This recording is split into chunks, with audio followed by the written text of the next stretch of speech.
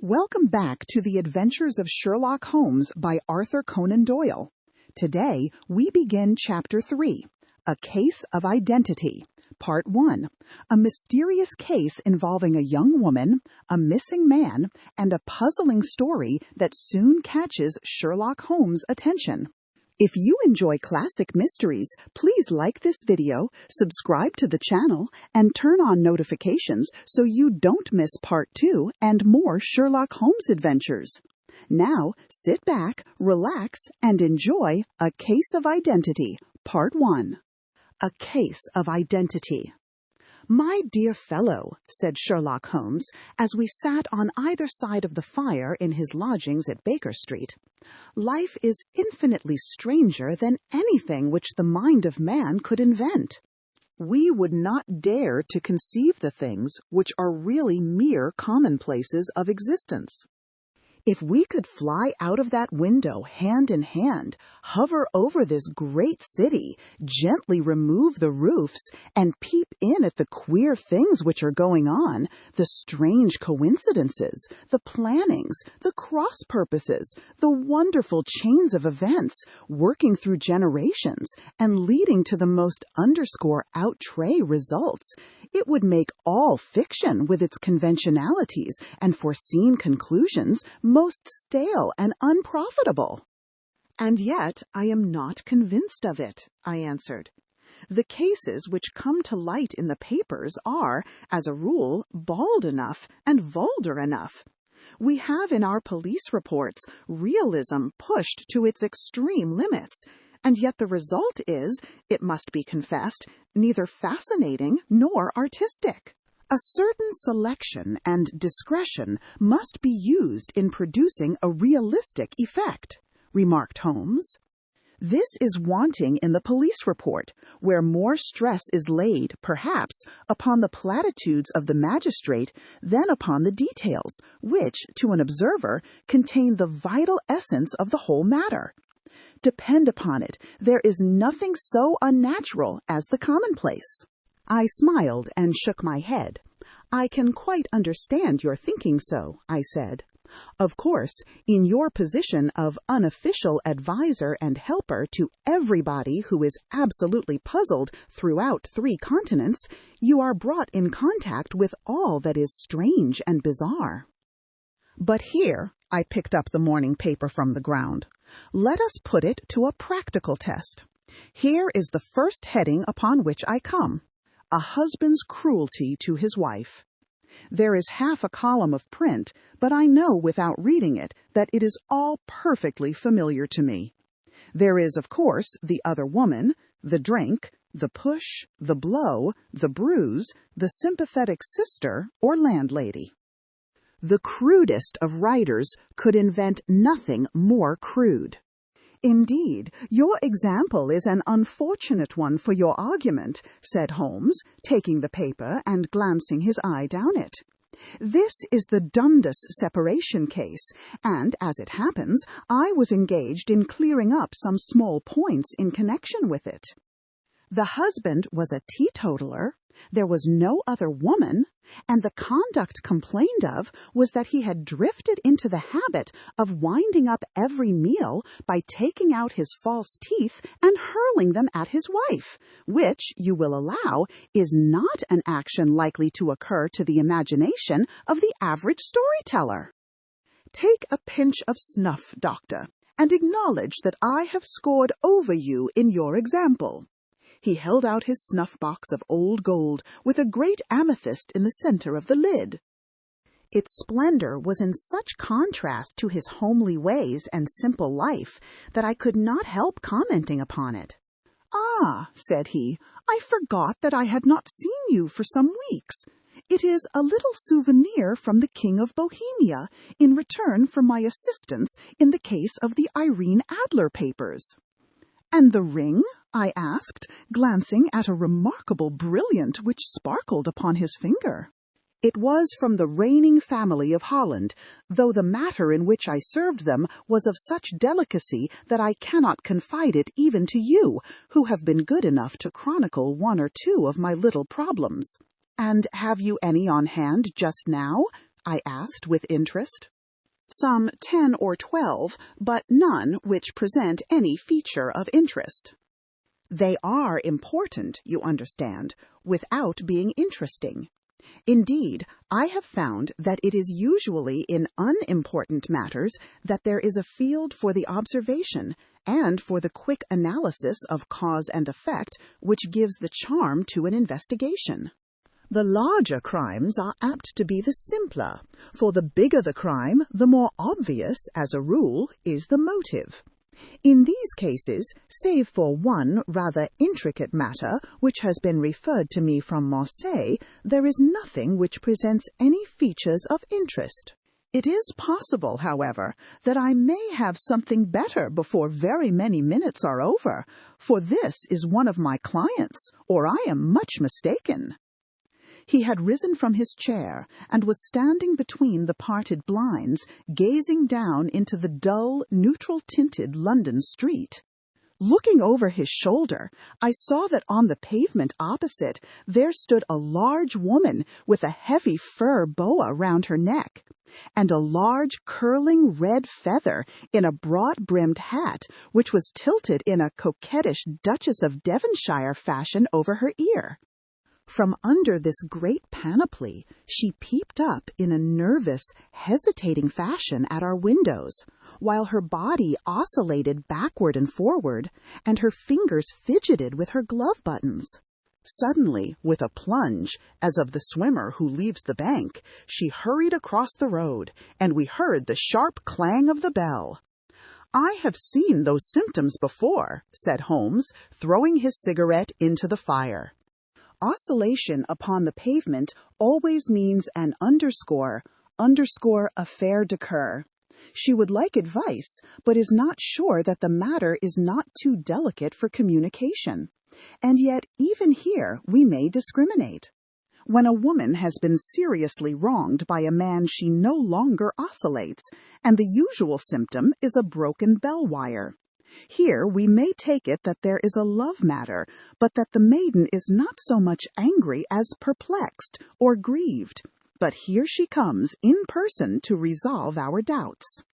As he spoke, there was a tap at the door, and the boy in buttons entered to announce Miss Mary Sutherland, while the lady herself loomed behind his small black figure like a full-sailed merchantman behind a tiny pilot boat. Sherlock Holmes welcomed her with the easy courtesy for which he was remarkable, and, having closed the door and bowed her into an armchair, he looked her over in the minute and yet abstracted fashion which was peculiar to him. "Do you not find," he said, "that with your short sight it is a little trying to do so much typewriting?" "I did at first," she answered, "but now I know where the letters are without looking."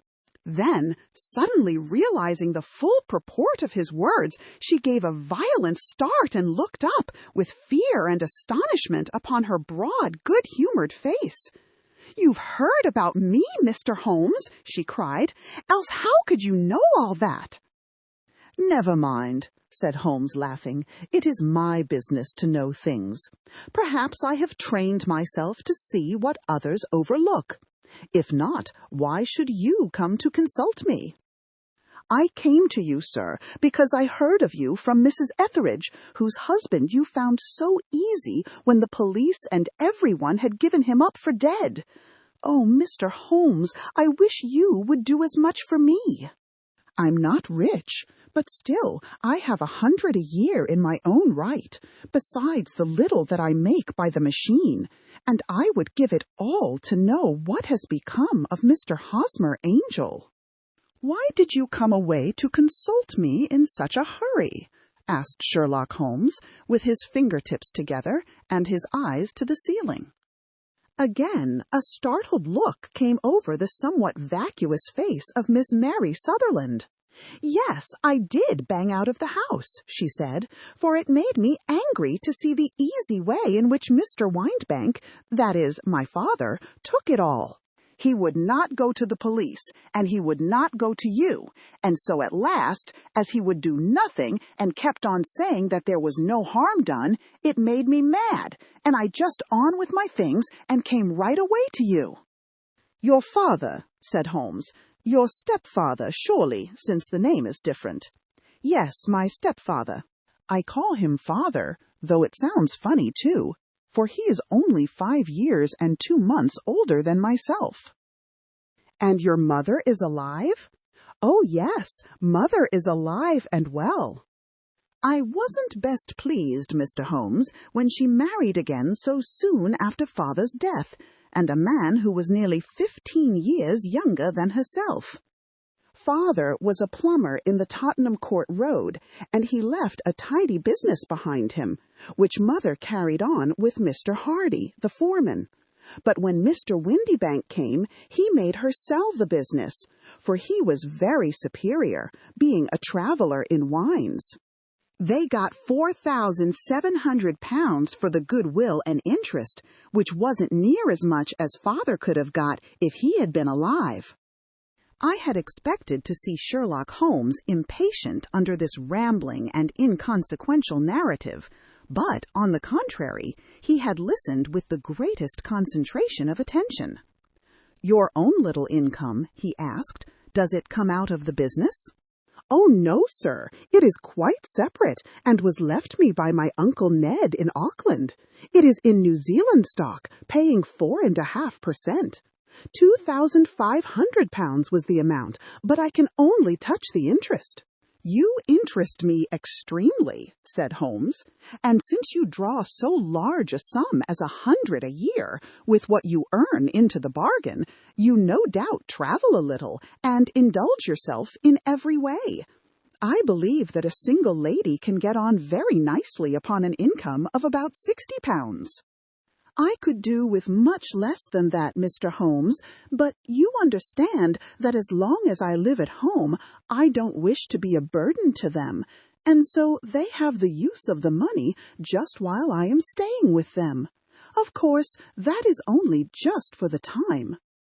Mr. Windybank draws my interest every quarter and pays it over to mother, and I find that I can do pretty well with what I earn at typewriting. It brings me 2 pence a sheet, and I can often do from 15 to 20 sheets in a day." "You have made your position very clear to me," said Holmes. "This is my friend, Dr. Watson, before whom you can speak as freely as before myself. Kindly tell us now all about your connection with Mr. Hosmer Angel." A flush stole over Miss Sutherland's face, and she picked nervously at the fringe of her jacket. "I met him first at the gasfitters' ball," she said. "They used to send father tickets when he was alive, and then afterwards they remembered us and sent them to mother. Mr. Windybank did not wish us to go. He never did wish us to go anywhere. He would get quite mad if I wanted so much as to join a Sunday school treat. But this time I was set on going, and I would go, for what right had he to prevent? He said the folk were not fit for us to know when all father's friends were to be there. And he said that I had nothing fit to wear, when I had my purple plush that I had never so much as taken out of the drawer. At last, when nothing else would do, he went off to France upon the business of the firm. But we went, mother and I, with Mr. Hardy, who used to be our foreman, and it was there I met Mr. Hosmer Angel. I suppose, said Holmes, that when Mr. Windybank came back from France, he was very annoyed at your having gone to the ball. Oh, well, he was very good about it. He laughed, I remember, and shrugged his shoulders, and said there was no use denying anything to a woman, for she would have her way. I see. Then at the gasfitters' ball you met, as I understand, a gentleman called Mr. Hosmer Angel. Yes, sir.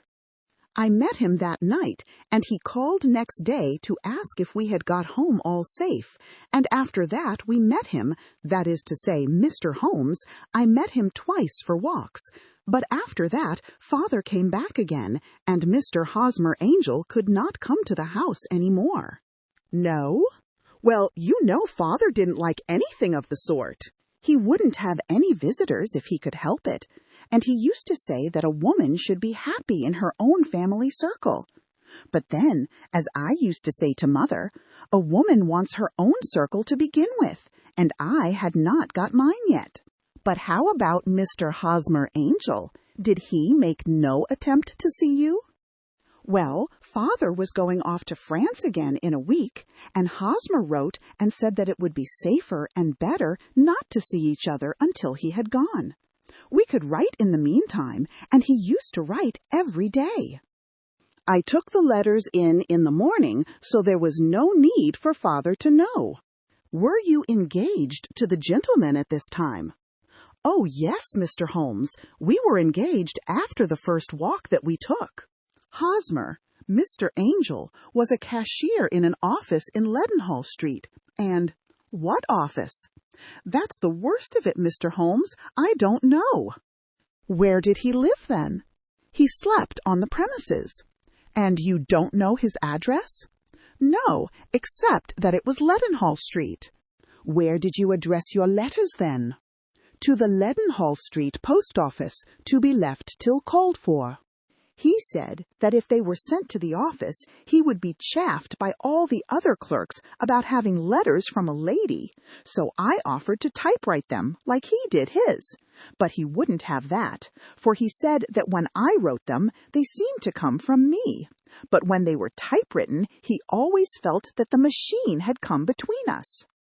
That will just show you how fond he was of me, Mr. Holmes, and the little things that he would think of. It was most suggestive, said Holmes. It has long been an axiom of mine that the little things are infinitely the most important. Can you remember any other little things about Mr. Hosmer Angel?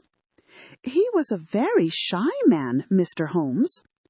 He would rather walk with me in the evening than in the daylight, for he said that he hated to be conspicuous.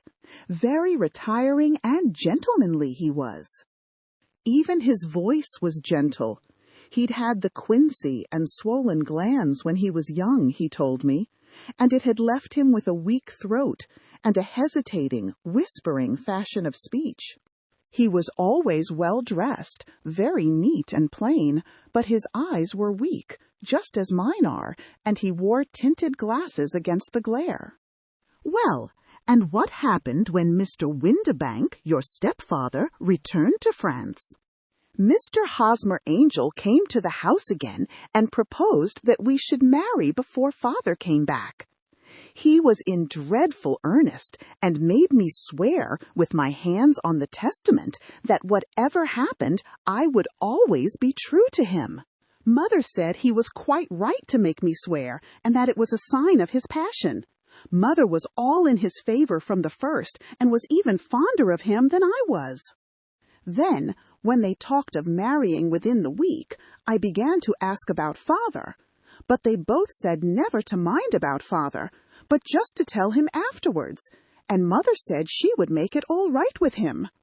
I didn't quite like that, Mr. Holmes. It seemed funny that I should ask his leave, as he was only a few years older than me, but I didn't want to do anything on the sly, so I wrote to Father at Bordeaux, where the company has its French offices, but the letter came back to me on the very morning of the wedding. It missed him then? Yes, sir, for he had started to England just before it arrived. Ha! That was unfortunate. Your wedding was arranged then for the Friday. Was it to be in church? Yes, sir, but very quietly. It was to be at St. Saviour's, near King's Cross, and we were to have breakfast afterwards at the St. Pancras Hotel. Hosmer came for us in a hansom, but as there were two of us, he put us both into it and stepped himself into a four-wheeler, which happened to be the only other cab in the street. We got to the church first, and when the four-wheeler drove up, we waited for him to step out, but he never did. And when the cabman got down from the box and looked, there was no one there.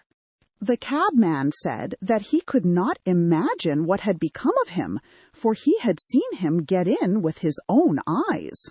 That was last Friday, Mr. Holmes, and I have never seen or heard anything since then to throw any light upon what became of him. It seems to me that you have been very shamefully treated, said Holmes. Oh, no, sir. He was too good and kind to leave me so. Why, all the morning he was saying to me that whatever happened, I was to be true, and that even if something quite unforeseen occurred to separate us, I was always to remember that I was pledged to him, and that he would claim his pledge sooner or later. It seemed strange talk for a wedding morning, but what has happened since gives a meaning to it.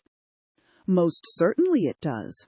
Your own opinion is, then, that some unforeseen catastrophe has occurred to him? Yes, sir. I believe that he foresaw some danger, or else he would not have talked so. And then I think that what he foresaw happened. But you have no notion as to what it could have been? None. One more question. How did your mother take the matter? She was angry and said that I was never to speak of the matter again. And your father? Did you tell him? Yes, and he seemed to think, with me, that something had happened, and that I should hear of Hosmer again. As he said, what interest could anyone have in bringing me to the doors of the church, and then leaving me? Now, if he had borrowed my money, or if he had married me and got my money settled on him, there might be some reason. But Hosmer was very independent about money, and never would look at a shilling of mine. And yet, what could have happened, and why could he not write? Oh, it drives me half mad to think of it, and I can't sleep a wink at night. She pulled a little handkerchief out of her muff and began to sob heavily into it. I shall glance into the case for you, said Holmes, rising, and I have no doubt that we shall reach some definite result. Let the weight of the matter rest upon me now, and do not let your mind dwell upon it further.